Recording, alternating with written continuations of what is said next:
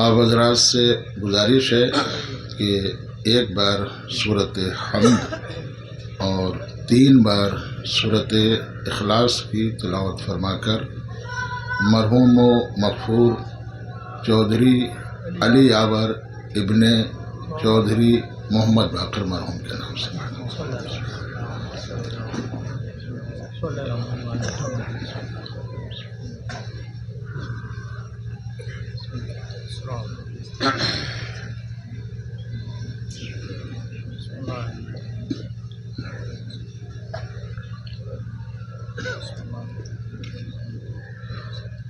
سماد المیانی بسم اللہ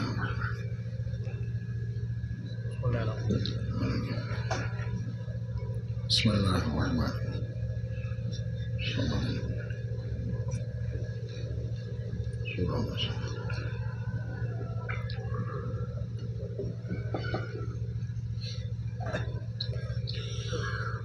فاتحہ بسم اللہ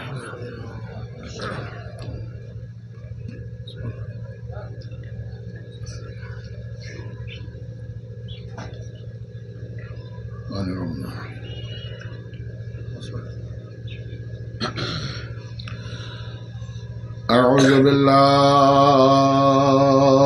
من الشیطان اللعین الرجیم بسم اللہ الرحمن الرحیم الحمد للہ رب العالمین والصلاة والسلام على أشرف الأنبياء والمرسلين وخاتم النبيين وطه وياسين ومولانا ومولى الثقلين إمام الحرمين صاحب کعبہ قوسین جد الحسن والحسین ابی القاسم محمد وآلہ اہل بیتہ الطیبین الطاہرین المعصومین المظلومین ولعنة الله على أعدائهم ومنكر فضائلهم وغاصب حقوقهم أجمعين من الآن إلى قيام يوم الدين أما بعد فقد قال الله سبحانه تبارك وتعالى في كتابه المبين وهو أصدق الصادقين وقوله الحق بسم الله الرحمن الرحيم يسألونك عن الروح قل الروح من أمر ربي وما أوتيتم من العلم إلا قليلا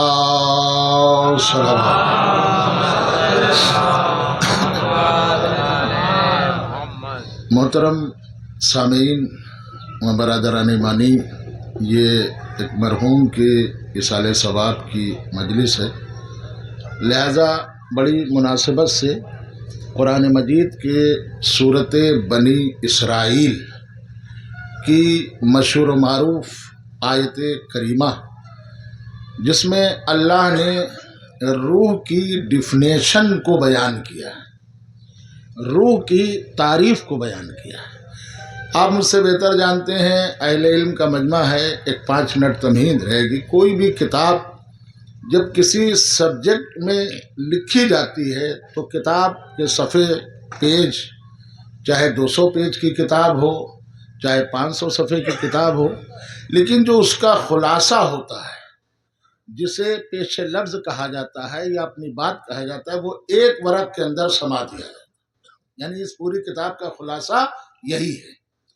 جیسے اللہ نے قرآن کے خلاصے کو بیان کیا کہ اگر یہ کہا جائے کہ اللہ نے قرآن کیوں نازل کیا، اس کا کیا مطلب ہے، اس کا کیا سبب ہے، تو صرف ایک سطر میں قرآن کے مفہوم کو بیان کیا جا سکتا ہے کہ قرآن کو اللہ نے اس لیے نازل کیا تاکہ انسان کے نفس کو سنوار دیا جائے، انسان کے نفس کو درست کر دیا جائے۔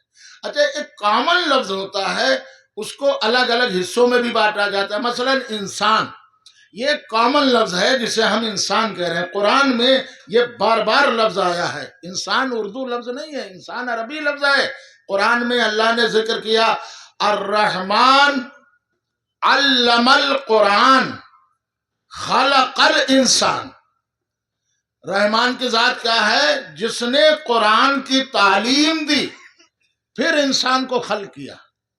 تو جو آیت بتا رہی ہے وہ ایسے انسان کے لیے کہ جسے تعلیم پہلے دی ہے، خلقت بعد میں کی ہے۔ اس کا مطلب یہ ہمارے آپ کے لیے تو نہیں ہو سکتا۔ کیوں؟ آیت دوسری کہہ رہی ہے کہ ایک غفلت میں پڑھنے والے انسان اپنی حقیقت پہ غور کر لے۔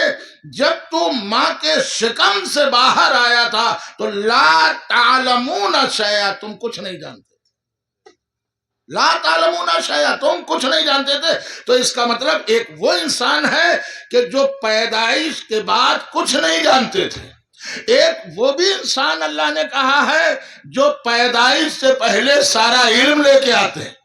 اور میں عرض کر دوں، انسان حر بھی ہے، انسان حرملا بھی ہے۔ توجہ رکھیے گا، انسان حر بھی ہے، انسان حرملا بھی ہے، انسان پرہیزگار بھی ہے، انسان بد کردار بھی ہے، اور آگے بڑھا دوں، انسان فلسطین بھی ہے، انسان اسرائیل بھی ہے، اور آگے میں بڑھا دوں جو لوگوں کے حفاظت کرتے ہیں وہ بھی انسان، جو لوگوں کو قتل کرتے ہیں وہ بھی انسان، اور آگے بڑھا رہا ہوں، شب ہجرت ایک انسان کو بچانے والا بھی انسان، شب ہجرت 40 لوگ جو قتل کرنے آئے ہیں وہ بھی انسان۔ تو اس کا مطلب جب انسان انسان برابر نہیں، پتھر پتھر برابر نہیں، تو مسلمان مسلمان برابر کیسے؟ بھائی توجہ ہے نا۔ اس کا مطلب اب پھر میں قرآن کا دوسرا حصہ آپ کی خدمت میں لے کے جا رہا ہوں۔ دیکھیں، قرآن ہے، اس کو سمجھنا آسان بھی ہے اور مشکل بھی ہے۔ آپ کہیں گے کیسے؟ اس کا ثبوت کیا ہے؟ قرآن میں پروردگار عالم نے سورہ بنی اسرائیل، بنی اسرائیل کا مطلب کیا ہے؟ بنی مانے ہوتا ہے عربی میں اولاد، ذریت۔ یا بنی آدم اللہ تعبد الشیطان، اے آدم کی اولاد، سورہ یاسین میں اللہ نے کہا کیا میں نے تجھ سے یہ نہیں کہا تھا کہ شیطان کی پرستش نہ کرنا؟ اس کا مطلب ہے بنی مانے اولاد۔ تو بنی اسرائیل یہ جناب یعقوب کا دوسرا نام ہے، سیکنڈ نام۔ پہلا نام یعقوب اور دوسرا نام اسرائیل۔ بنی اسرائیل یعنی یعقوب کی اولاد۔ تو اسرائیل کے معنی کیا ہوتے ہیں؟ اس کو پڑھیے گا تفسیر میں۔ اسرا کے معنی بندے کے ہیں، اور ایل کے معنی اللہ کے ہیں۔ معنی کیا ہوا؟ اللہ کا بندہ، جسے ہم کہتے ہیں عبداللہ۔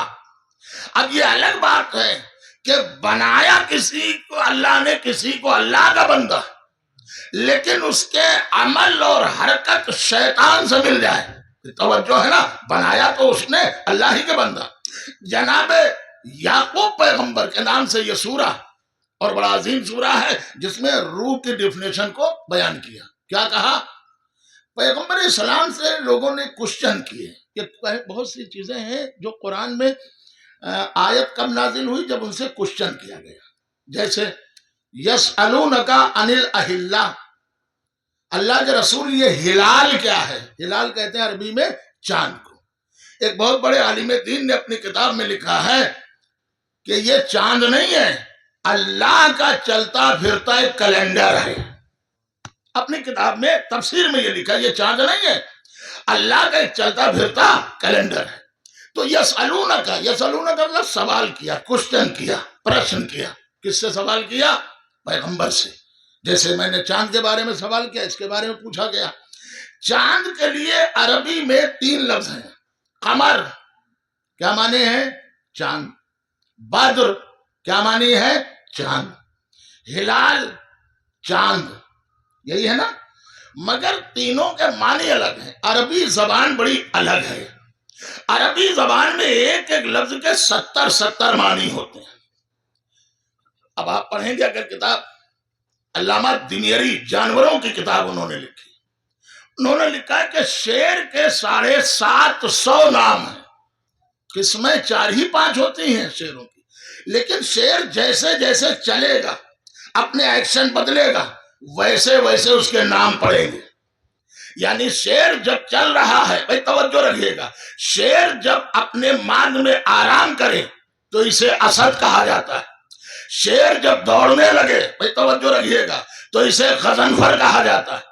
اور شیر کی نظر جب صرف شکار پہ ہو تو اسے عباس کہا جاتا ہے. توجہ ہے نا.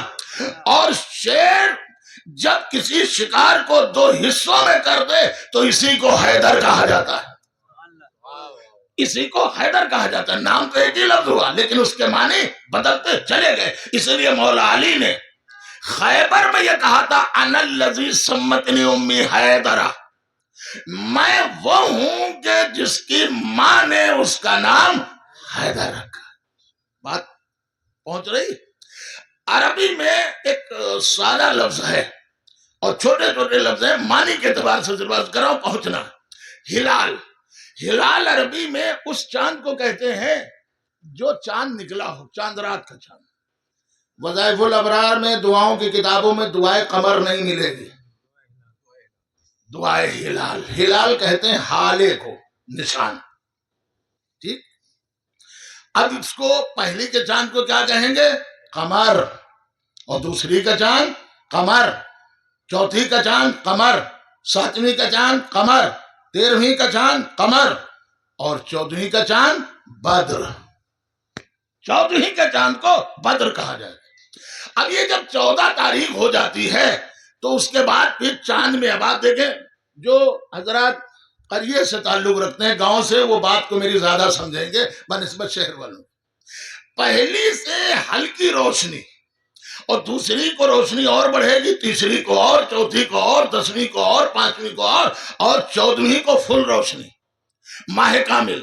اب 15 تاریخ کو روشنی کم ہو جائے گی اور دیر سے بھی سورج نکلے گا. 16 کو اور کم، 18 کو اور کم، 20 کو اور کم، 22 کو. دیکھیے یہ روشنی کم ہوتی جا رہی ہے. روشنی 14 تک رہے گی. اس 14ویں کی روشنی کو کیا کہیں گے؟ بدر. حدیث قصہ اگر پڑھی ہو تو اس میں جملہ ہے، پیغمبر نے اپنے جسم کا بیٹی میں اپنے بدن میں ذوق محسوس کر. میں توجہ چاہتا ہوں، مثال ثواب کی مجلس ہے، اس میں بھی عربی میں 3 لفظ ہیں: جسد، بدن، جسم. بدن مانے بھی جسم ہے عربی میں، جسم مانے بھی جسم ہے، اور جسد کے معنی بھی جسم ہے، لیکن فرق ہے. عربی میں جسم اس کو کہا جاتا ہے جو پوری روح کے ساتھ ہو. اچھا، بدن عربی میں اس لفظ کو کہا جاتا ہے جس میں پورا جسم تو ہو مگر سر نہ شمار ہو، شمار نہ کیا جائے، اسے بدن کہیں گے. جسد عربی میں اس لفظ کو کہا جاتا ہے جس میں پورا جسم تو ہو مگر روح نہ ہو. کہیں بھی آپ نے سنا نہیں ہوگا کہ ان کا جسم خاکی فلاں جگہ دفن ہوگا. جسد خاکی، جسد کہتے ہیں ایسا جسم جس میں روح نہ ہو. پھر بدن جس میں سر نہ ہو. تو حدیث کے ساتھ آپ پڑھتے ہیں پیغمبر نے کیا کہا بیٹی فاطمہ سے کہ بیٹی فاطمہ فی بدنی ذوفا، بیٹی میں اپنے بدن میں ذوق محسوس کر رہا ہوں. یہ نبی نے بدن کیوں کہا؟ سر تو شمار ہی نہیں ہے. توجہ رکھیے گا، نبی بتانا چاہتے ہیں کہ میں عالم اسلام کو بتا رہا ہوں کہ اگر میرے جسم میں ذوف آیا بھی ہے تو ذوف سر پہ نہیں آیا، ذوف جسم میں آیا ہے. توجہ ہے نا، ذوف سر پہ نہیں ہے، ذوف جسم میں. اب توجہ دے، پھر میں عرض کر رہا ہوں، آگے بڑھنا چاہتا ہوں. یہ جو راتیں گزر رہی ہیں اس میں اندھیرا زیادہ ہوتا ہے. 14 کے بعد اندھیرا ہی تو رہے گا. اب بتائیے شب قدر کب ہے؟ بولتے جائیے، قریب آ رہا ہے. شب 23 یعنی 22 کی جو رات ہے، 22 کا دن گزرا، رات آئی، یہ شب 23. اور عالم اسلام میں شب قدر کب ہے؟ شب 27. تو عالم اسلام میں جو شب قدر ہے شب 27، ہمارے یہاں شب قدر ہے شب 23، آپ کچھ بھی کہیے، یہ جو بھی شب ہے اس میں ہے کیا؟ کہ قرآن کا نزول ہوا، نزول قرآن ہے، نزول قرآن کی رات ہے، مگر قرآن کے اعتبار سے اس میں اندھیرے ہی تو تھا، اندھیرا تھا نا، رات میں زیادہ حصہ اندھیرے میں گزرا اور قرآن اسی رات میں آیا۔ تو اسے آپ سمجھیے، جب اندھیرے میں قرآن نازل ہوا، کوئی دیکھنے والا نہیں، قرآن کے نزول کا کوئی گواہ نہیں، لیکن قرآن جب اندھیرے میں نازل ہوا، پیغمبر کے کہنے پہ سب نے مان لیا، اور جو قرآن نبی نے غدیر کے اجالے میں دکھایا، ارے صلوات بولے محمد علیہ محمد،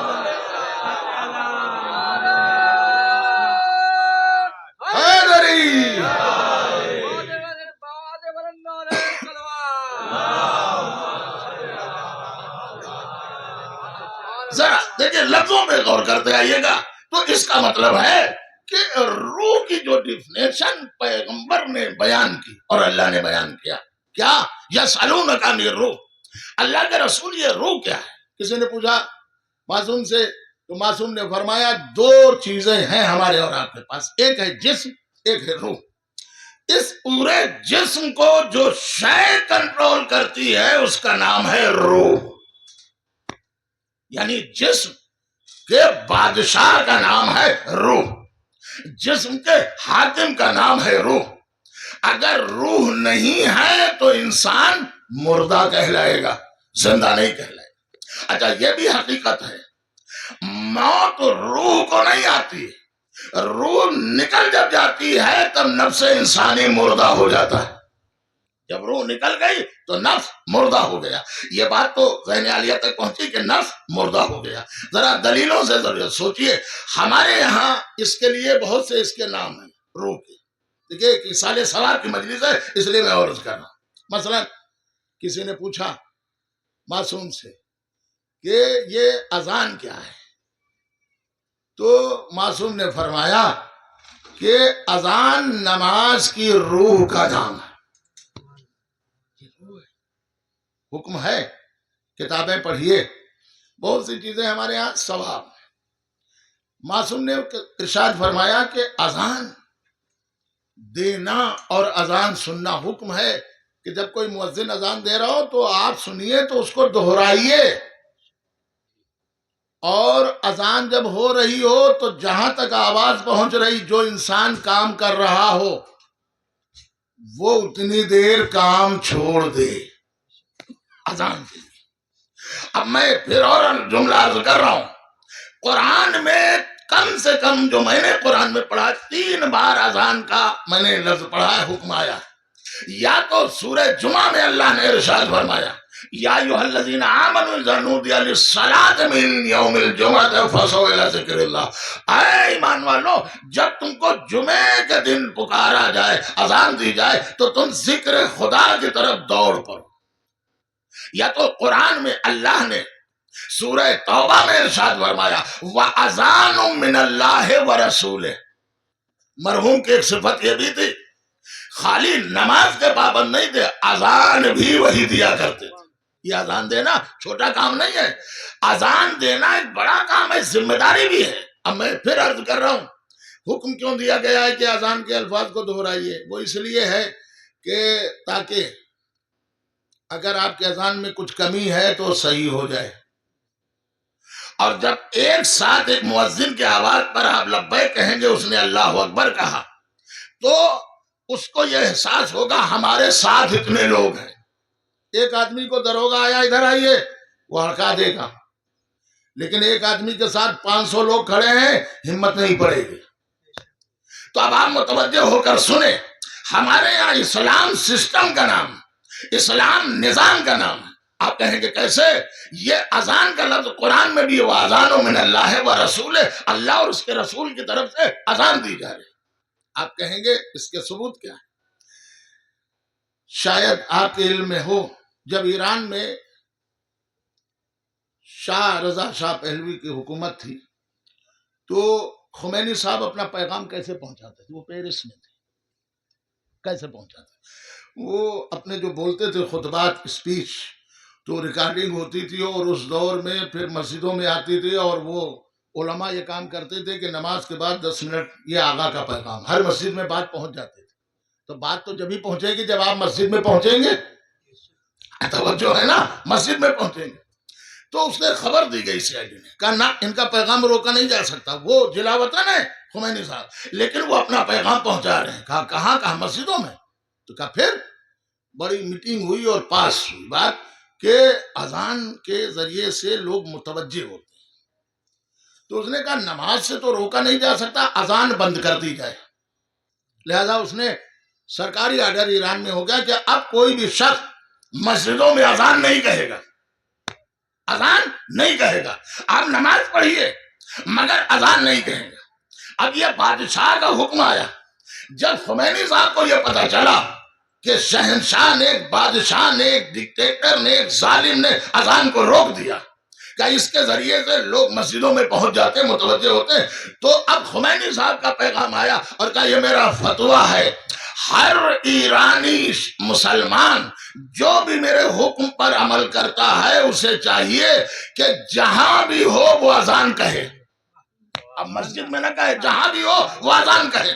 اب حکم جب آ گیا تو کہتے ہیں کہ جب وقت ہوا اذان کا تو جو ٹرین میں تھے وہ سب ٹرینوں میں اذان کہنے لگے، ویسے تو ایک کہتا تھا، جو بسوں میں تھے وہ بسوں پہ اذانیں کہنے لگے، جو پلین پہ سفر کر رہے تھے وہاں کہنے لگے، جو سڑکوں پہ تھے وہ سڑکوں پہ کہنے لگے، جو مسجدوں میں تھے وہ مسجدوں میں کہنے لگے۔ اور وہ لکھتا ہے یہی اذان اس کی حکومت کے جانے کا سبب ہوا۔ بات سمجھے چاہے نہ سمجھے، ہر دور میں میاں یہ تاریخ اٹھا لیجئے، ہر دور کے ظالم کو خطرہ اذان سے تھا۔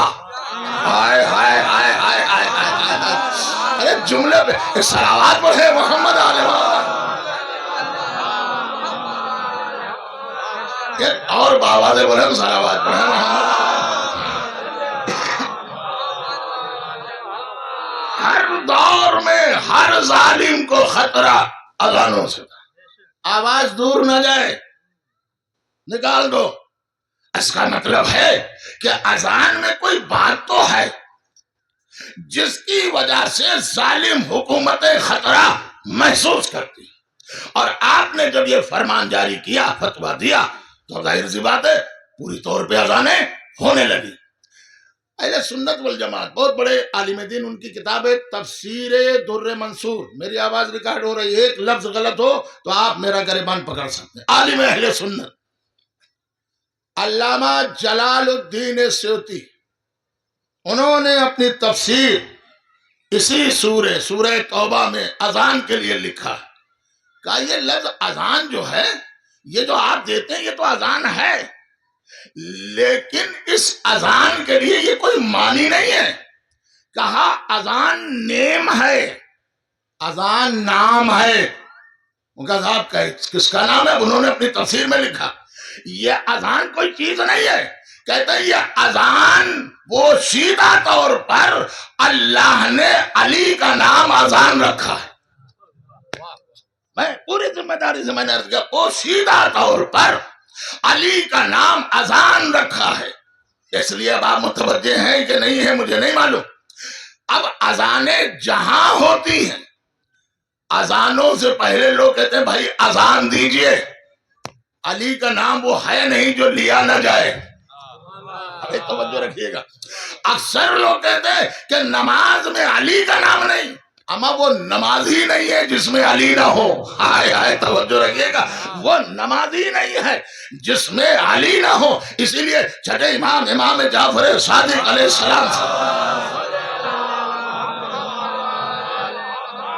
پوچھا گیا کہ فرزند رسول یہ آپ کے جد کا نام نماز میں نہیں ہے، تو امام نے فرمایا وہ نماز ہی نہیں ہے جس میں ہمارے جد کا نام نہ ہو۔ کہا مولا یہ نماز میں آپ کے جد کا نام کہاں ہے، آپ کے جد کا ذکر کہاں ہے؟ تو کہا یہ جو صلوات پڑھتے ہو یہی ہمارے جد علی کی ولایت ہے۔ بھائی توجہ رکھیے گا، یہ جو صلوات، بات آ گئی، ایک جملہ عرض کر رہا ہوں، ہمارے ہاں 5 تکبیریں ہیں، 5۔ رسول خدا کے دور میں کیا ہوتا تھا، نماز کیسے پڑھاتے تھے؟ تو بعد میں حکم آیا کہ منافق کی نماز نہ پڑھائیے. منافق کی بھی نماز پڑھاتے تھے، مومن کی بھی.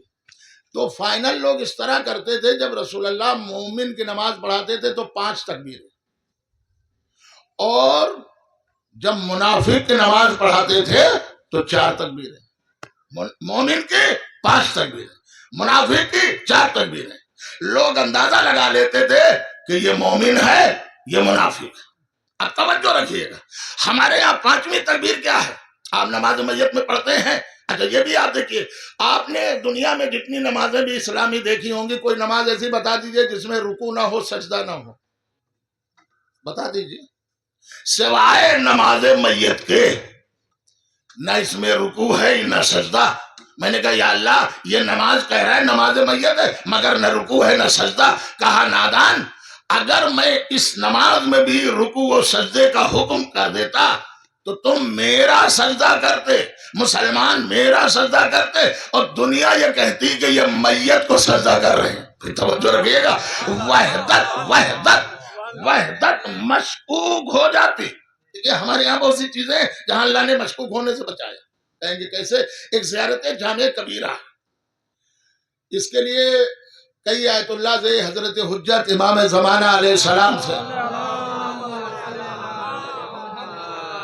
ملاقات ہوئی تو آپ نے فرمایا تم زیارت عاشورہ پڑھا کرو، زیارت جامعہ. موقع نہیں ہے، صرف شارٹ میں عرض کر رہا ہوں، زیارت جامعہ پڑھیے.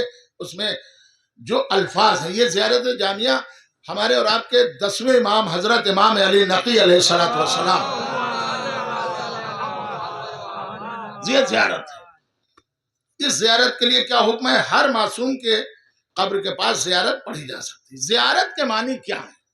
یہ زیارت کے معنی پڑھنا نہیں ہے، زیارت کے معنی ہے دیکھنا، ملاقات کرنا.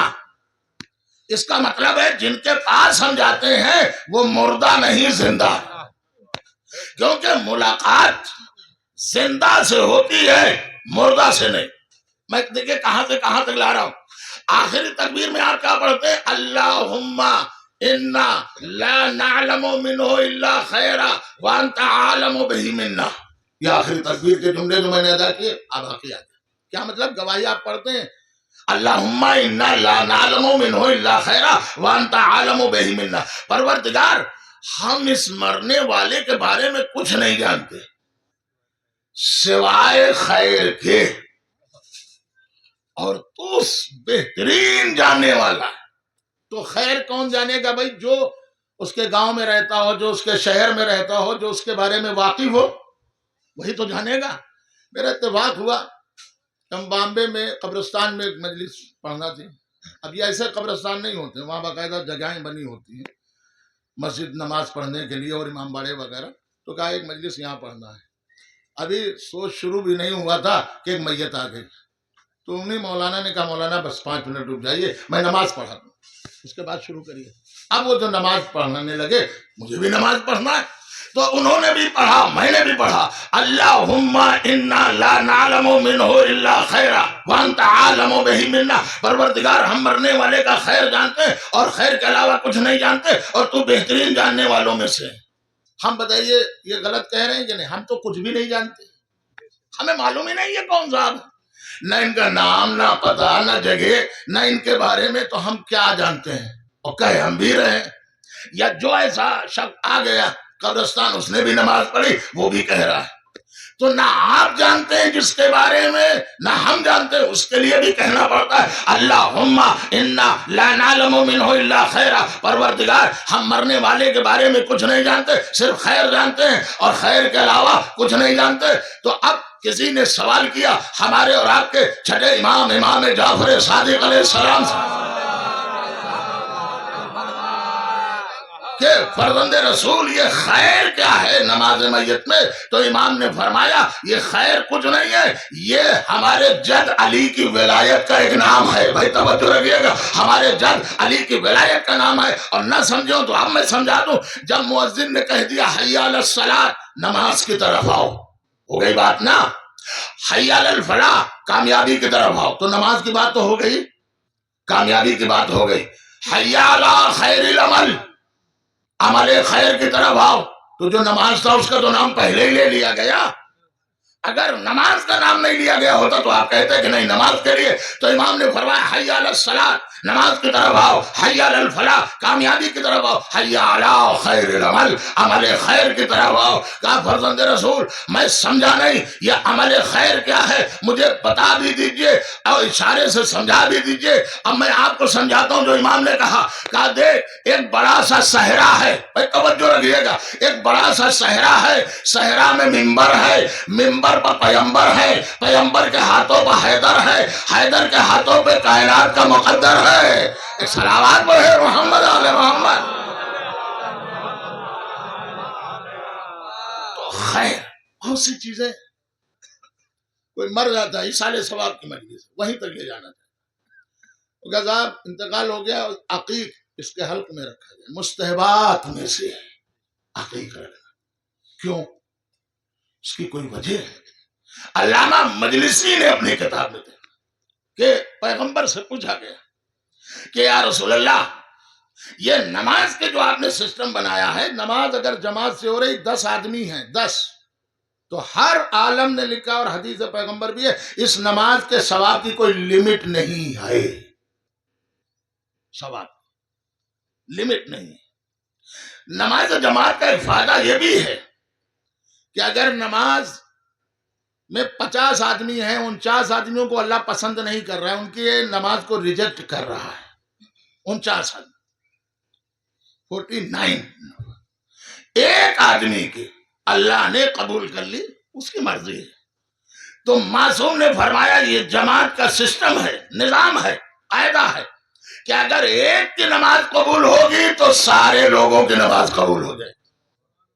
توجہ، تو نماز کے لیے دیکھیں مولا علی نے جو فرمان جاری کیے ہیں اس کے تحت میں عرض کر رہا ہوں، اسی لیے نماز جماعت کا ہمارے یہاں حکم زیادہ ہے۔ لیکن معصوم پیغمبر نے فرمایا اگر کوئی عقیق کی انگوٹھی پہنے ہیں، عقیق کی، اور اگر وہ فرادہ نماز پڑھ رہا ہے تو اسے جماعت کے برابر ثواب۔ تو اگر کوئی عقیق کی انگوٹھی پہن کے نماز جماعت میں شریک ہو تو کتنا ثواب ہوگا؟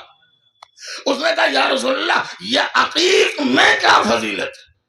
تو پیغمبر نے فرمایا سنو، عقیق یہ دنیا کا واحد پہاڑ تھا جس نے سب سے پہلے ولایت علی کی گواہی دی ہے۔ صلوات پڑھے محمد آل محمد۔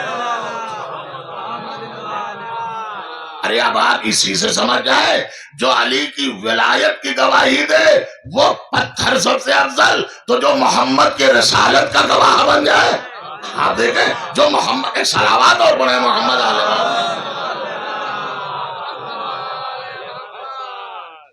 اسلام سسٹم کا نام، اسلام نظام کا نام، اسلام حقیقت کا نام۔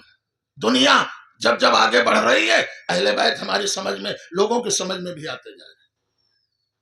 شاید 2006 میں حزب اللہ سے اور اسرائیلیوں سے لڑائی ہوئی تھی، 2006 میں۔ ان کی طاقت کا اندازہ آپ کر رہے ہیں، اور ان کے پاس بہت کم لوگ تھے، 4,500 حزب اللہ کے سپاہی، اور ان کے پاس 50,000 کی فوج، ان کے پاس ساری گاڑیاں، سارے ٹینک، ساری چیزیں تھیں، اور ان کے پاس معمولی اسلحے۔ جنگ 1 مہینے کے قریب چلی، اور اس دور میں وہ سب ہار گئے، اپنے کو پیچھے کر لیا۔ آپ پڑھیے اصلاح رسالہ، آپ کو سمجھ میں آ جائے گا۔ اس کا انٹرویو ہوا جو جنرل تھا کہ تم جنگ کیوں ہار گئے؟ کہا کیوں؟ کہ اس لیے تمہارے پاس سارے اسلحے، ساری طاقت تھی، آخر ان سے تم جنگ کیوں ہار گئے؟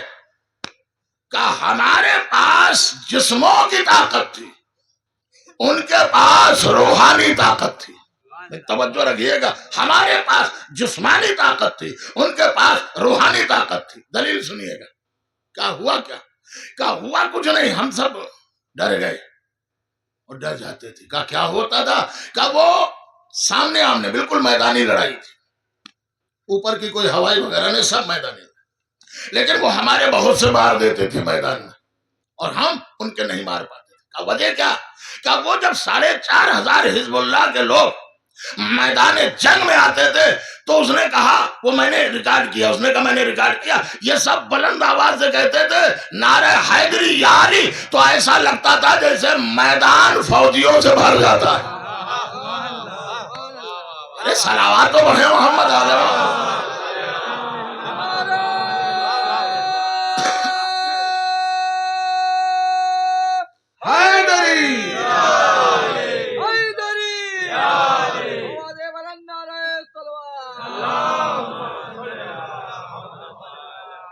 اس کا مطلب حیدر کے نام میں کمال آج بھی ہے، حوصلہ ہمارا بھی چاہیے، ہمارا بھی حوصلہ بلند ہونا چاہیے۔ آج دیکھیے حماس کے پرمکھ نے یہ بیان دیا ہے کہ میں شکریہ ادا کرتا ہوں ایرانی حکومت کا، عرب میں کتنے مسلم دیش تھے، عام آنے والے نہیں۔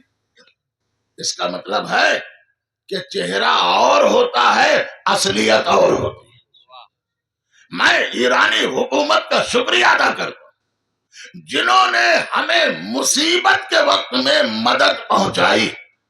اب عزیزو یاد کریے گا جو جملہ اس نے کہا، اور کہا خالی یہ نہیں کہ مدد پہنچائی، ہم یہ یقین رکھتے ہیں کہ یہ شیعہ ہیں، یہ میدان سے بھاگیں گے نہیں۔ بھئی توجہ رکھیے گا، جہاں تک جملے جا رہے ہیں اس پہ توجہ۔ میں جملہ 13 رجب میں یہاں محفل میں عرض کر چکا ہوں، مگر پھر عرض کر رہا ہوں۔ بیت المقدس کے امام نے اسپیچ دی تھی، اور وہ خطبہ مشکل سے 5 منٹ کا خطبہ تھا۔ بیت المقدس کا امام قبلہ اول، اس نے کہا ابھی تک تو ہم جاہل تھے، جبکہ 70 سال سے اوپر عمر، ابھی تک ہم جاہل تھے، آج ہم اب پڑھنے لگے ہیں۔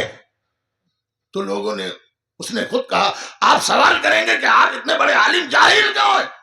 کہا کہ جو علی کے بارے میں نہیں جانتا ہے وہ جاہل ہی ہوتا ہے۔ ارے میں کیا عرض کر رہا ہوں، جو علی کے بارے میں نہیں جانتا ہے وہ جاہل ہی ہوتا ہے۔ آج میری سمجھ میں آیا کہ حقیقت میں علی کیا ہے۔ اب میں نے علی کے بارے میں پڑھنا شروع کیا تو میرے دوستوں، زندگی کا کارواں جب آگے بڑھے گا، ہر ایک کو ہر منزل پر علی کی یاد آئے گی۔ میں ایک جملہ کہہ کر اور آگے بڑھ رہا ہوں، کتابیں پڑھیے گا۔ حکومتوں نے عرب میں، ان آنکھوں نے دیکھا ہے، خالی پڑھ نہیں رہا ہوں سن کے،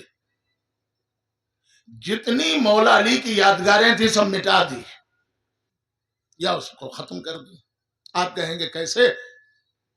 جنگ احد میں پیغمبر اسلام جب ایک گڑھے میں چلے گئے اور کافر پتھر مار رہے تھے، وہ کہہ رہے تھے محمد قتل ہو گئے، تو اس وقت مولا علی نے پیغمبر کو اپنے کاندھے پہ اٹھایا اور فوج بھاگ رہی تھی، تو کہا کون کہتا محمد قتل ہو گئے؟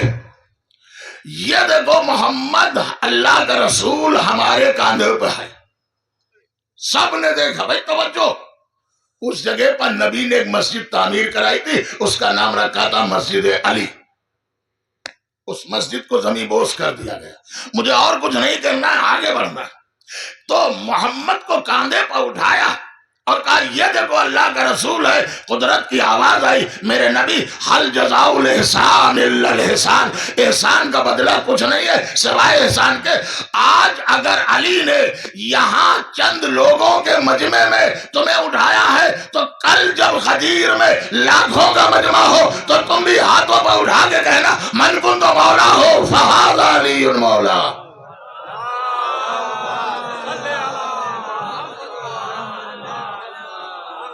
اچھا، مولا علی نے نہج البلاغہ میں فرمایا ہے روزی بڑھتی کیسے ہے اور روزی گھٹتی کیسے ہے۔ نہج البلاغہ میں فرماتے ہیں جو تمہارے رشتہ دار ہیں، جو عزیز و اقارب خاندانی، وہ چاہے نانیہالی ہوں چاہے دادیال، ان کے ساتھ نیکی کرو، اچھا حسن سلوک کرو۔ آپ سوچئے قرآن کتنی تبلیغ کر رہا ہے۔ امریکہ میں آگ لگی، 2 شہر ختم ہوئے جا رہے ہیں۔ سمجھ میں آ رہا ہے ان روتے ہوں کو دیکھ کر کہ فلسطینیوں پر کیا گزری ہوگی۔ احساس تو احساس ہے۔ اس میں کئی کرسچنز عورتوں نے، آپ دیکھ سکتے ہیں مذہب اسلام قبول کر لیا کہ صرف اسلام ہے جو حق کی رہنمائی کر سکتا ہے، اور وہ آیت یہ پڑھتی جا رہی ہے کہ اللہ نے قرآن میں حکم دیا ہے کہ لوگوں کے ساتھ انصاف کرو اور لوگوں کے ساتھ حسن سلوک کرو، لوگوں کے ساتھ انصاف کرو اور لوگوں کے ساتھ نیکی کرو، حسن سلوک کرو۔ اب عزیزوں بات آ گئی حسن سلوک کی، تو معصوم نے فرمایا اس سے تمہاری روزی بڑھتی ہے۔ پیغمبر اسلام حضرت محمد مصطفیٰ صلی اللہ علیہ وآلہ وسلم نے فرمایا کہ فشار قبر، دیکھیں مرحوم کے سالے سے، فشار قبر ہر ایک پر ہوگا، چاہے عالم ہو، چاہے جاہل ہو، چاہے سخی ہو، چاہے بخیل ہو، کیسا بھی ہو، فشار قبر ہوگا، یہ ہے حق ہے۔ مگر معصوم نے فرمایا چند لوگوں پر فشار قبر نہیں ہوگا، ایک وہ کہ جو شب جمعہ مر جائے اور جمعرات کے شب سے جمعے تک اسے دفن کر دیا۔ اسی لیے حکم ہے کہ اگر کسی کو شب جمعہ مل گئی تو اب انتظار نہ کرو کہ خالو دبئی سے آ جائیں اور فلاں گورکھپور سے آ جائیں اور فلاں لکھنؤ سے آ جائیں اور جمعے کی شام کو تدفین کر رہے ہو، نہیں، یہ مرنے والے کے لیے تم اچھا نہیں کر رہے ہو، اس کی تدفین جمعے کے دن ہی کر دو، اسے کتنا ثواب پہنچے گا کتنی آرام تمہیں نہیں معلوم، آنا مسئلہ نہیں ہے، اسے دفن کرنا۔ تو معصوم نے فرمایا جو شب جمعہ دفن، جمعے کے دن دفن ہو جائے فشار قبر نہیں ہوگا، جو اپنے عزیزوں کے ساتھ احسان کرتا ہو فشار قبر نہیں ہوگا، جو پیاسوں کو پانی پلاتا ہو، کوئی گھر میں آ جائے تو پہلے چائے نہ پلاؤ، پہلے پانی پلا دو، جو پیاسوں کو پانی پلاتا ہو۔ آگے معصوم نے فرمایا یہ تو 3 جملے عرض کیے جو آپ کے ذہن آ لیا تھا، چوتھا پیغمبر نے فرمایا جو میرے بھائی علی کی سچی محبت رکھتا ہو، توجہ ہے نا، جو میرے بھائی علی کی سچی محبت رکھتا۔ اچھا اور آگے چھٹے امام جعفر صادق علیہ السلام ارشاد جو کربلا میں دفن ہو جائے اس کا حساب نہیں ہوگا، اور جو نجف میں دفن ہو جائے اس کا فشار نہیں ہوگا، فشار قبر، زمین دباتی دونوں طرف سے۔ ایک وہ ہمارے ہاں یہ بھی ہے کہ ہم اچھی جگہ پہ دفن کریں، حکم ہے، لیکن بھائی یہ بھی دیکھو اچھی جگہ پہ دفن کرنے کے کچھ نیم، کچھ قاعدے، کچھ قانون ہمارے یہاں معصومین نے بیان کیے۔ یہ پیشے ور غسل دینے والے، قبر کھودنے والے، ان سے نہ غسل دلواؤ، عزیز و اقارب سے کہہ دو غسل دے، زندگی بھر ساتھ میں رہا اور مرنے کے بعد پیشہ ور لوگوں کو بلایا گیا جنہیں ہو سکتا ہے غسل بھی معلوم نہ ہو۔ سوچئے یہ شرم کی بات ہے، یہ حیا کی بات ہے۔ ایک بات ہو گئی، زمانہ گزرا، ایک صلوات اور پڑھیں محمد آل محمد۔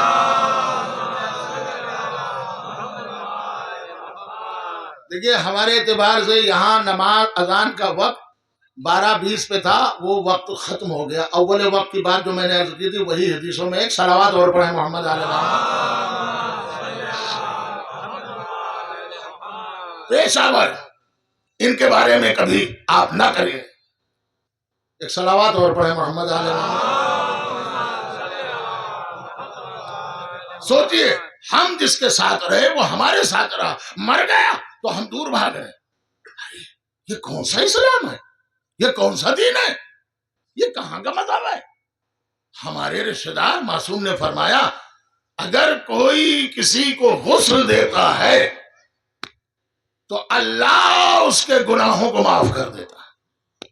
معصوم نے چھٹے امام نے فرمایا میت کے ہمراہ چلا کرو، اگر کوئی کسی کے میت کے پیچھے چلتا ہے تو ہر قدم پر گناہ معاف ہوتے ہیں۔ یہ اس لیے نہیں کہ گناہ معاف ہو رہے ہیں، نہیں، جب قبرستان جاؤ گے تو تمہیں بھی احساس ہوگا ایک دن ہمیں بھی جانا ہے۔ عزیزو یاد رکھیے گا غسل دینا یہ بہتر عمل ہے، مگر اگر خود انسان غسل دے گا، قبر کا کھودنا بھی۔ اچھا اور آ جائیے، یہ میں حقیقت میں کہہ رہا ہوں، اچھی جگہ چاہے جتنی ہو، جب تک ایمان نہیں ہوگا اچھی جگہ اسے کوئی فائدہ نہیں پہنچا سکتی۔ اچھی جگہ جب تک ایمان نہیں ہوگا اسے اچھی جگہ فائدہ نہیں پہنچا سکتی. اب دلیل بھی سن لیجئے. کربلا میں امام حسین شہید ہوئے کہ نہیں؟ دفن ہے. کربلا میں ہزاروں یزیدی بھی تو دفن ہوئے. ابھی کتابیں پڑھیے. یہ سر سعد نے اپنے پشتہائے نجیس کو وہیں دفن کیا. تو کربلا محترم ہے مگر ایمان والوں کے لیے. توجہ رکھیے گا. بات آ گئی خواجہ حسن نظامی ثانی. میں بالکل آخری بات عرض کر رہا ہوں. وہ انہوں نے ایک کتاب لکھی ہے، اہل سنت والجماعت ہے، پڑھ لیجئے ان کی کتاب. کتاب کا نام ہے تماچا برخسار یزید. یزیدیت کے منہ پر بھرپور تماچا. اہل سنت والجماعت.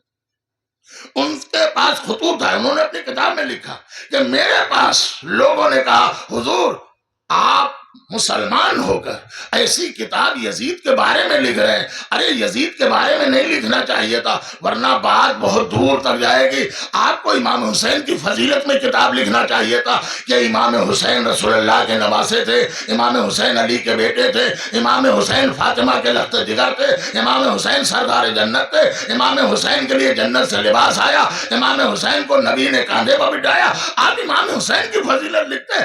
آپ نے یزید کا نام اس میں یزید کا بھاگا کیوں بولا؟ اس سے لوگوں میں نفرت آ جائے گی. یہ آپ کو نہیں کام کرنا چاہیے تھا. تو انہوں نے اپنی کتاب میں لکھا کہ میں نے انہی لوگوں سے کہا یہ اعتراض جو آج ہم پر کہہ رہے ہو کہ میں اہل سنت ہوں، بے شک میں اہل سنت ہوں، مگر میں کہہ رہا ہوں یہ اعتراض پہلے اللہ میاں پہ کرتے کہ اللہ میاں آدم کا ذکر کرنا، ابلیس کا ذکر نہ کرنا، اللہ میاں موسیٰ کا ذکر کرنا، فرعون کا ذکر نہ کرنا. ارے یہ اللہ کی قرآن میں سنت رہی. جہاں مظلوم کا ذکر ہوا وہی ظالم کا بھی ذکر ہو گیا. صلوات پڑھے محمد علیہ.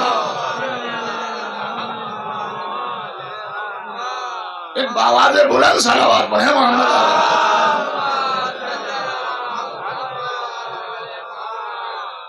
مرحوم ان معنوں میں بڑے خوش نصیب تھے کہ جتنی زندگی تھی اسے واقعاً اللہ کے راستے میں گزارے. اکثر میرا آنا ہوتا تھا، یا تو کتاب کو دیکھتے تھے، اور اگر کبھی لکھنؤ کسی کام سے جانا بھی رہتا تھا کہتے تھے مولانا میں اسی دن کوشش کرتا ہوں آ جاؤں کیونکہ شام کو مجھے اذان دینا رہتا. یہ معصوم نے فرمایا یہ ایک علامت بھی ہے جس کا دل مسجد میں لگا رہے. اسی لیے کہ میں بالکل قریب آ رہا ہوں. پیغمبر نے فرمایا، اور یہ مولا علی کے بھی حدیث ہے، کہ مجھے جنت میں بیٹھنے سے زیادہ مسجد میں بیٹھنا اچھا لگتا ہے. سوچیے منافقوں کا دور تھا کہ لوگ کہہ نہیں سکتے تھے حضور کیا آپ جنت میں بیٹھے ہیں، آپ جنت میں گئے ہیں، یہ کہہ سکتے تھے. لیکن مولا نے کیا فرمایا، مجھے جنت میں بیٹھنے سے زیادہ مسجد میں بیٹھنا چاہیے. منافقوں کا دور تھا، وہ اعتراض کر سکتے تھے، مگر منافق بھی یہ جانتے ہیں کہ علی جہاں بیٹھ جائیں وہ جگہ جنت ہے. علی جہاں بیٹھ جائے تو کہا یا علی یہ کیوں، جنت میں بیٹھنے سے زیادہ آپ کو مسجد میں بیٹھنا اچھا لگتا ہے؟ کہا سنو، جب میں جنت میں بیٹھتا ہوں تو میرا دل خوش ہوتا ہے، لیکن جب میں مسجد میں بیٹھتا ہوں تو میرا رب مجھ سے خوش ہو رہا. صلوات پڑھے محمد علیہ محمد.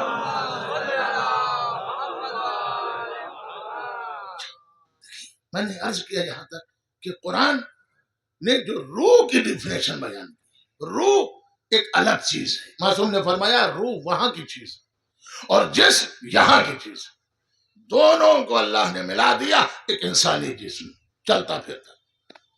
ہمارے ہاں یہ بھی کہا جاتا ہے فلاں کا ہم سے روحانی تعلق ہے، قلبی تعلق ہے. روح کے رشتوں میں، اب آپ توجہ دیں، جسم کے رشتوں میں تو طلاق ہے مگر روح کے رشتوں میں طلاق نہیں.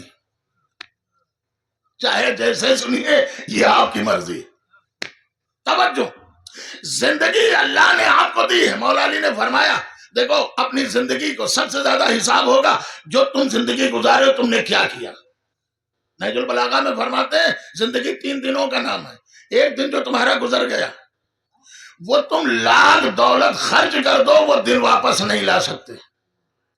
ایک دن تمہارا آنے والا کل، وہ ضروری نہیں کہ کل تم کو مل جائے. کتنے کل کی آس میں رہے وہ آج ہی چلے گئے. لہذا مولا نے فرمایا یہ دن جو تم کو آج ملا ہے اس میں تم آزاد ہو، جو چاہے کر سکتے. لیکن یہ آپ سمجھیں کہ مولا نے آپ کے ہمارے لیے کہا، اپنے لیے نہیں کہا. جو گزر گیا دن اسے واپس نہیں لا سکتے.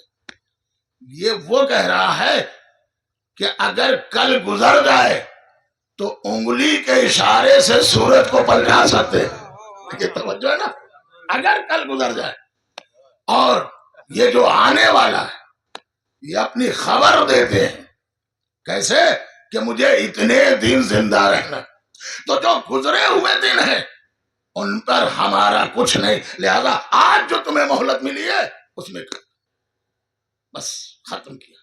ایک بہت بڑے زمیندار شہید دستغیب شیرازی نے لکھا کہ ایران کا واقعہ ہے، ان کے باپ کا انتقال ہو گیا. انہوں نے کہا کہ قاری صاحب کو بلایا جائے، ختم مجلس، جاؤ قبر پہ قرآن پڑھو. 2 دن قاری نے قرآن پڑھا، وہ تیسرے دن غائب. بہت ڈھونڈا، تلاش کروایا.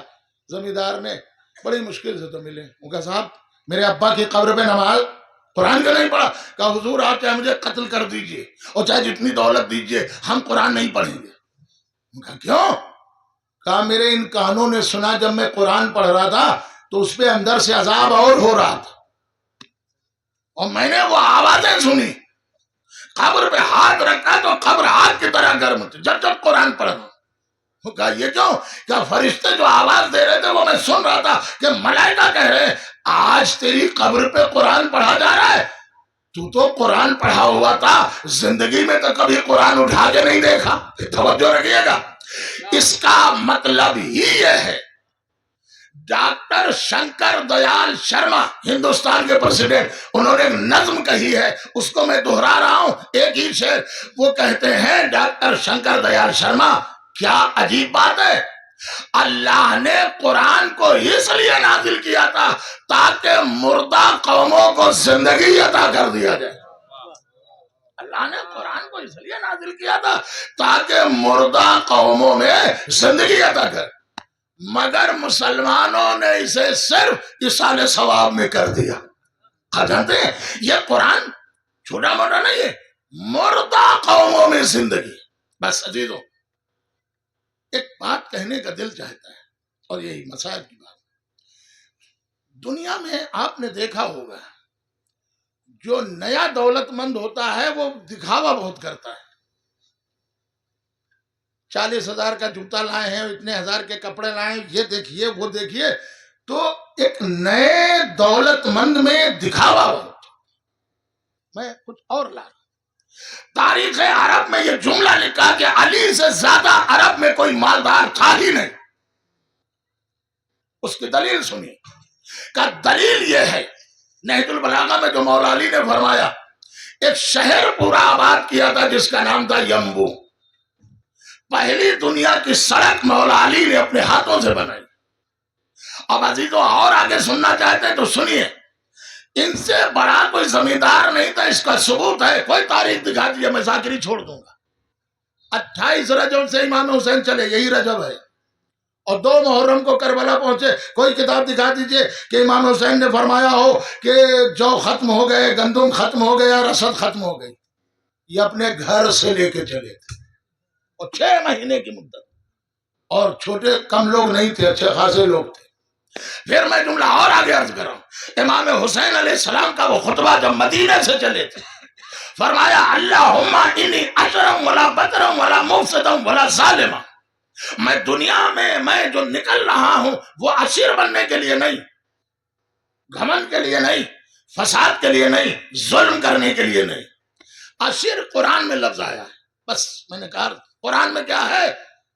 صالح پیغمبر کی قوم نے جناب صالح پیغمبر سے کہا یہ قوم میں عشیر بننا چاہتے، یعنی بڑا ہے، چھوٹا بڑا بننا چاہتے. تو امام حسین علیہ السلام نے فرمایا میں بڑا بننے کے لیے نہیں نکلا، میں عشیر بننے کے لیے نہیں نکلا ہوں. کہ اس لیے کہ بڑا وہی بنتا ہے جو کبھی چھوٹا رہا ہو. بڑا باپ وہی بنتا ہے جو کبھی چھوٹا رہا ہو. اب آپ سوچئے جس کے لیے جنت سے لباس آ جائے وہ چھوٹا نہیں ہوتا ہے. جس کے ماں باپ جہاں ساقی کوثر بن جائے وہ چھوٹا نہیں ہوتا. جس کا نانا نبیوں کا سردار ہو وہ چھوٹا نہیں ہوتا. جس کی ماں عورتوں کی سردار بن جائے وہ چھوٹا نہیں ہوتا. جس کا باپ ولیوں کا سردار ہو وہ چھوٹا نہیں بنتا. اور پھر جب بڑی ذات اپنے کاندھے پہ اٹھا لے تو بڑوں میں بھی سب سے بڑا ہو جاتا ہے. آئے دیکھیں بات بالکل قریب لا رہا ہوں. جب بڑی ذات، میں دیکھیں بالکل قریب لا رہا ہوں، اور اس کی دلیل ہے، آپ سن لیجئے چاہے جیسے سنیے. یہ تو آپ نے ہزاروں بار سنا کہ لباس جنت سے آیا، سن لیا نا. ہم آپ سے پوچھ رہے ہیں آپ قانون الہی کو کیا سمجھ رہے ہیں؟ آدم نے جب ترک اولا کیا تھا تو لباس جنت گر گیا. قرآن کہہ رہا ہے میاں، ہم نہیں کہہ رہے. اور پھر کیا کیا کہ آپ پتوں سے جسم کو چھپایا، پتوں سے جسم کو چھپایا.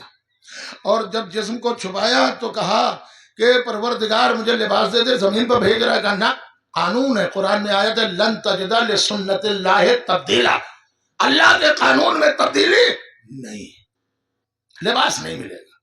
اسی پتوں کو لے کر جناب آدم زمین پہ، وہ پتے بھی کہے کے تھے، کتاب میں موجود ہے تفسیروں میں، انجیر کے پتے. اور آگے بات ختم ہو گئی. یا اللہ یہ کیوں نہیں دیا؟ کہ میرا قانون ہے لباس جنت کا جنت سے باہر نہیں جائے گا. اچھا اب شب عید ایک ماں نے کہا سو جاؤ تمہارا لباس درزی لے کر آئے گا. اب آپ دیکھیں تمہارا لباس درزی لے کر آئے گا. لباس جنت آ گیا. کیا روح آدم نے نہیں کہا ہوگا، شکوہ نہیں کیا ہوگا یا اللہ تو نے تو اس وقت قانون کی بڑی دہائی دی تھی. اس کا مطلب ہے پروردگار یہ کوئی قانون سے بڑے ہیں. توجہ رکھیے گا، یہ تیرے قانون سے بڑے ہیں، ان کے لیے لباس کیسے آ گیا؟ کہا آدم، بھائی دو تفسیریں سنیے بات تمام. آدم میں نے کل ہی کہا تھا تم سے کہ میرا لباس جنت سے باہر نہیں جائے گا. میں لباس بھیج کر بتا رہا ہوں کہ جنت کہاں کہاں تک ہے. جہاں لباس پہنچ جائے انہیں ان کا مکان نہ سمجھو، وہ جنت کا مکان ہے. میں نے کہا تھا کہ دلیلیں سنیے اللہ کی. دنیا میں بھائی بھائی ہوتا ہے، ان کے بھائی بھی مرحوم کے بیٹے، بڑی محبت ہوتی ہے. مولا علی سے پوچھا گیا مولا دوست اور بھائی میں فرق کیا ہے؟ مولا نے فرمایا دوست مثل ہیرے کے ہے اور بھائی کا مثل سونے کے ہے. سونا جیسے بھائی اور ہیرا جیسے دوست. کہا مولا مگر ہیرا تو بہت قیمتی ہوتا ہے سونے کے مقابل میں. تو مولا نے فرمایا قیمتی تو بہت ہوتا ہے مگر اگر ہیرا ٹوٹ گیا تو وہ جڑے گا نہیں، اور جڑے گا بھی تو اس میں نشان پڑ جائے گا. سونا 100 بار ٹوٹ جائے، جب اس کو آپ سونار کے پاس لے جائیں فوراً جڑ جائے گا، پتہ نہیں چلے گا. کہا دوست سے ایک بار نا اتفاقی ہو جائے ایک کشی پڑ جاتی ہے، ایک دیوار حائل ہو جاتی ہے. اور بھائی چاہے جتنا جدا ہو جائے جب گلے مل جائے تو بھائی بن جاتے ہیں. بھائی ایک عجیب محبت. عزیزوں میں یہیں تک لے آیا اور یہیں تک لانا تھا. کیا محبت ہو سکتی جو ساتھ میں کھیلے ہوں، جو ساتھ میں رہے ہوں. حسن حسین محبت تو آپ کو وہاں تک پہنچا رہی ہے. بھائی ہے، لباس جنت سے آیا. تو کہا نانا، اب دیکھیے نانا ہے، نانا ہم یہ لباس پہنے ہیں تو عرب کے بچے آ رہے ہیں وہ اونٹوں پہ سوار ہو کر، ہمارے پاس کوئی ناکہ نہیں. ہم آپ سے وہ کہہ رہے ہیں یہ کہنا نہیں چاہیے تھا بچوں کو مگر کہا. کیوں؟ ناکوں سے وہ آ رہے ہیں جن کے گھر دور ہیں، عید کی نماز پڑھ دیں. حسنین کا گھر دروازہ مسجد سے ملا ہوا، ایک دروازہ مسجد ہی میں ہے. جی نا، تو وہاں ناکے کی کیا ضرورت، مگر کہا ہے. تو رسول اللہ خود ناکہ بن گئے اور ایک کاندھے پا حسن کو ایک کاندھے پا حسین کو. اور کہا نانا مہار نہیں ہے، اپنی زلفیں دے دی اور دونوں چلا رہے ہیں. اب آپ توجہ دیں، بات ختم ہو گئی. کسی نے کہا کیا اچھی سواری ہے، کہیں برا مان گئے. کہ یہ کیوں نہیں کہتے ہو کیا اچھے سوار ہیں؟ شریف لوگ خالی اس کی تعریف کی جائے اچھا نہیں سمجھتے جب تک ساتھ میں اس کی شریف اولاد کی بھی تعریف نہ کی جائے. کہا کہ یہ کیوں نہیں کہتے ہو کیا اچھے سوار ہیں؟ تو کسی نے کہا یا رسول اللہ ایک کو ہمیں دے دیجئے. آپ نے فرمایا نہیں، یہ دونوں میرے لال ہیں. میں توجہ رکھیے گا، حسن و حسین جنت. آپ کہیں گے کیسے؟ اس لیے کہ جہاں یہ لباس پہنچ جائے وہ جگہ جنت ہے، چاہے صحیح سے سنیے اور چاہے جس طرح سنیے. بازیدو اسی کو دیکھتے ہوئے علامہ سلامت علی مرزا دبیر نے ایک مسدس کہا، اور میں سمجھتا ہوں یہ مسدس کا کوئی جواب نہیں ہے. سننے والے سنے دیکھیں، ہر مصرے میں 6 چیزیں. مرزا سلامت علی دبیر کہتے ہیں امام حسین کی عظمت کو دیکھ کر، نقاش نقش، کاتب و خط، بانی و بنا. نقاش نقش، کاتب و خط، بانی و بنا، بود و نبود، ذات و صفت، ہستی و فنا، آدم ملک، زمین فلک، گرد کیمیا، دنیا و دی، حدوث و قدم، بندہ خدا. اور کہتے ہیں سب شاہد کمال شہ مشرقین ہے. سب شاہد کمال شہ مشرقین ہے. جب تک خدا کا ملک ہے مالک حسین ہے. ایک صلوات پڑھے محمد علیہ.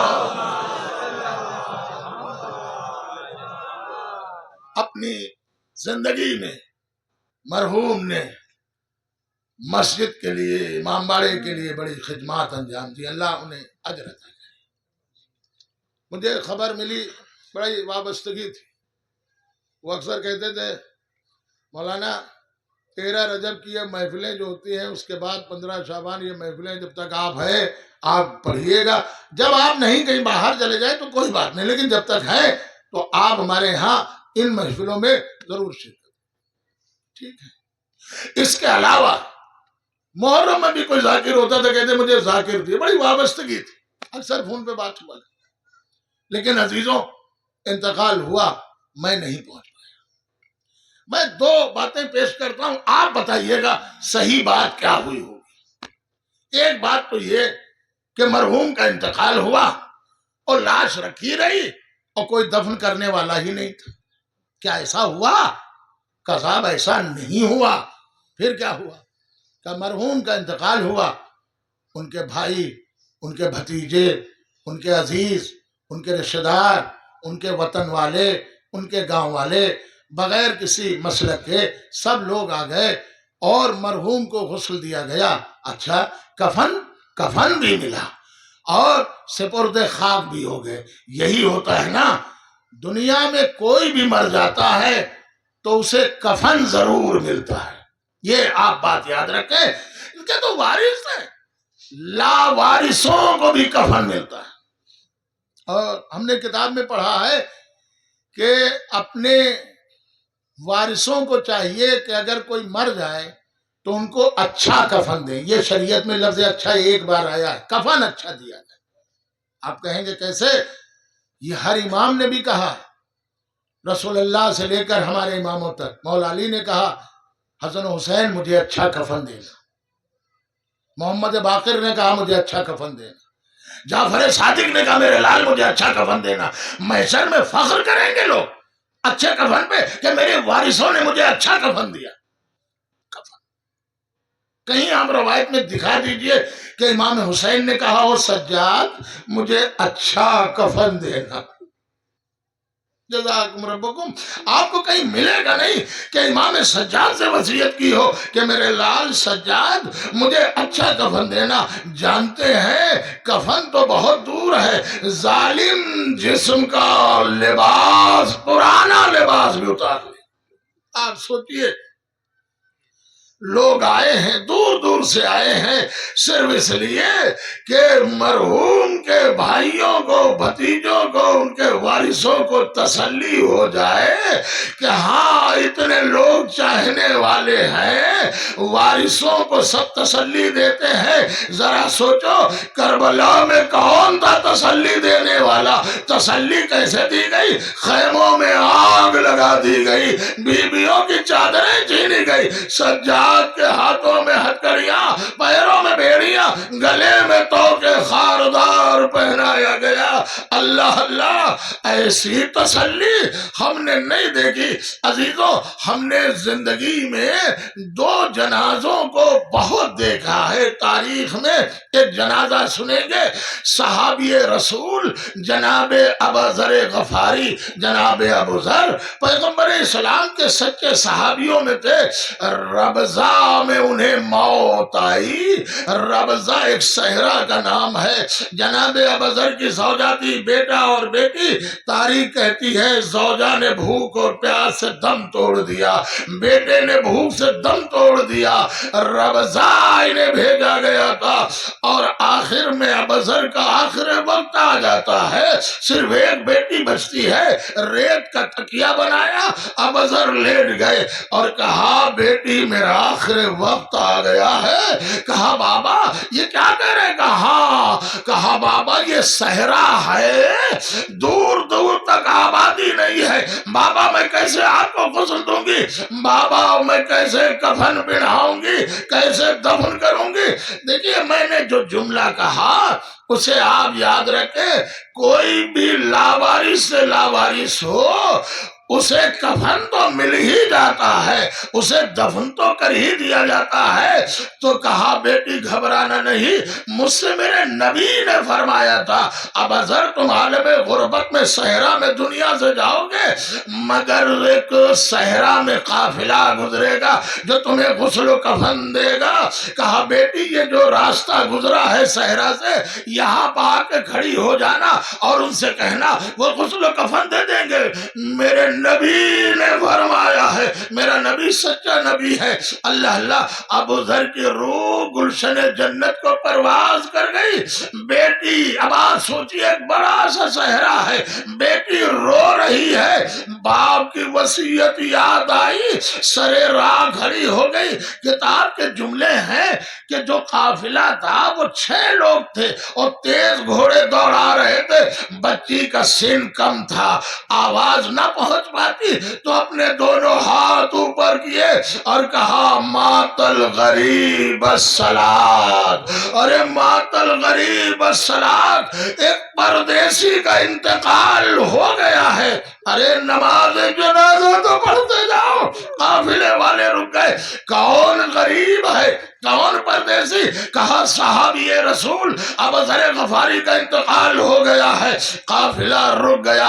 آپ جانتے ہیں اس میں صحابی رسول عمار یاسر بھی تھے، اس میں مالک اشتر بھی تھے، 6 لوگوں میں۔ کتاب کہتی ہے سب کے سردار مالک اشتر تھے۔ مالک اشتر نے کہا ہم کفن دیں گے، تنہا صحابی رسول ہے بس، اور قافلے والوں نے کہا نہیں یہ نہیں ہوگا، ہم بھی کفن دیں گے۔ ایک کفن مالک اشتر نے دیا، ایک سب لوگوں نے ملا کے 2 کفن مل گئے۔ میں کہوں گا ابوذر تمہیں مبارک ہو، صحرا میں انتقال ہوا، صحابی رسول تمہیں مبارک ہو۔ ایک کم سن بیٹی تھی مگر پردیسیوں کا قافلہ آ گیا جس نے تمہیں دوہرا کفن دیا، مگر ہائے کربلا کا صحرا، حسین کا لاشا بے گور و کفن بنا ہوا ہے۔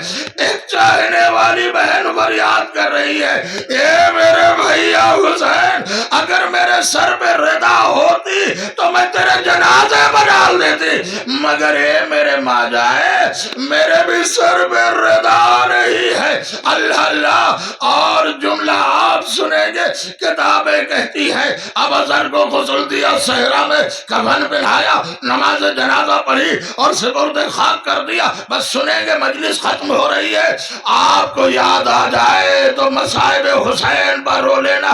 کتاب کہتی ہے کہ جیسے ہی قافلہ چلا، بچی باپ کے قبر پر اپنے کو گرا دیتی ہے، بابا آیا ہوا قافلہ واپس جا رہا ہے، اب یہ آپ کی بچی اکیلے کیسے صحرا میں رہے گی؟ مالک اشتر آگے بڑھے، سر پہ ہاتھ رکھا، بیٹی گھبرانا نہیں، ابھی میں تمہارا چچا زندہ ہوں۔ اللہ اللہ، سچ تو ہے کہ جب کوئی سر پہ ہاتھ رکھ دیتا ہے وارث کو تسلی ہو جاتی ہے۔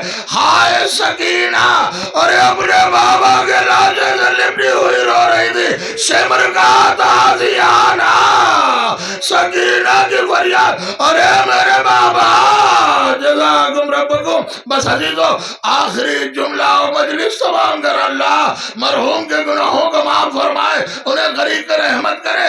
ہاں بس آخری جملہ سنیے، مجلس تمام کر رہا ہوں۔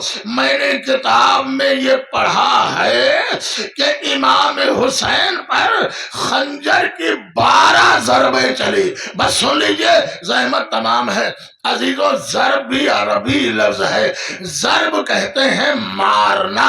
آپ نے قصاب کو دیکھا ہوگا، جب وہ گوشت کاٹتا ہے اور بیچ میں ہڈی آ جاتی ہے اور جب نہیں کرتی ہے تو اس طرح جب چھری کو مارتا ہے، عربی میں اسی کو ضرب کہتے ہیں۔ لکھا ہے کہ حسین کا سر 12 ضربوں میں جدا ہوا۔